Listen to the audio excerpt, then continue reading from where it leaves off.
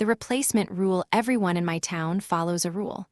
No one talks about it, but everyone obeys. If you ever see someone who looks exactly like you don't speak. You don't react, you walk away. Immediately, I thought it was just a local myth. Something parents told their kids to keep them in line. A way to scare children. I never imagined it was real until last night. It was late and a thick fog had rolled in.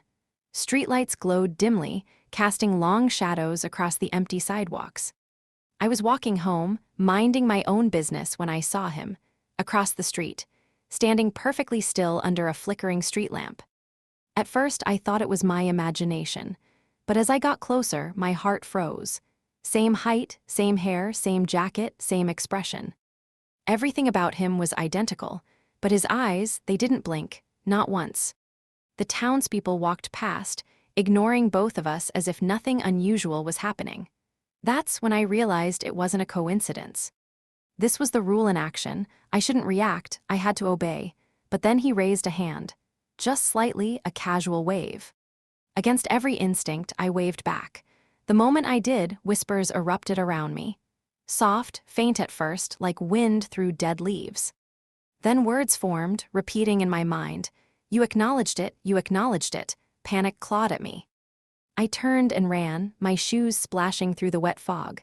I didn't stop until I reached my street, my house. The lights were off. Everything was unnaturally quiet. I unlocked the door and stepped inside, and my stomach dropped. My family was sitting at the table, laughing, talking, eating. But one of them, or rather someone else, was sitting there in my exact form. Same height, same hair, same smile, same clothes. My voice, my laugh. And they were acting as if they had always been there, as if they owned this house, my life. I called out, "Mom, Dad, who is that?" No one responded. My family didn't even glance at me. Then my double turned toward me. Slow, deliberate. Perfectly mirroring my movements, my smile, but the eyes were wrong. Empty, dark, hollow. "You can't leave," it said. I backed away, heart pounding, hands trembling. I tried the doors. Locked. Windows. Locked. Every reflection in the house, mirrors, glass picture frames, even the TV screen showed him. My double, smiling, watching, waiting. And then I understood.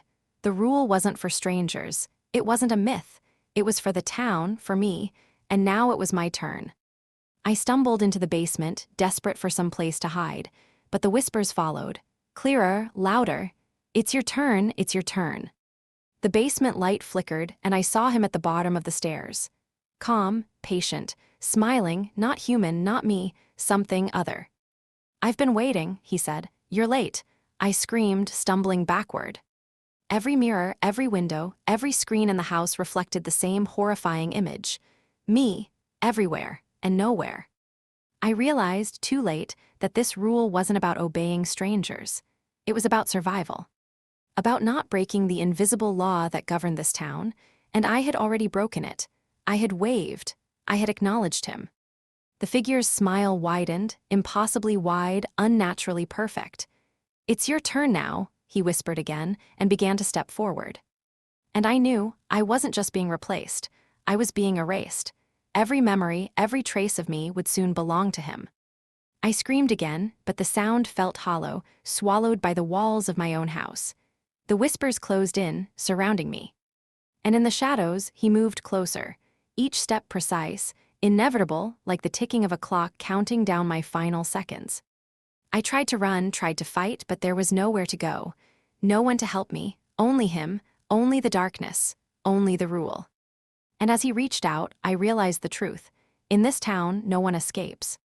Because once you acknowledge it, once you see your double, you are already too late. And tonight, it's my turn.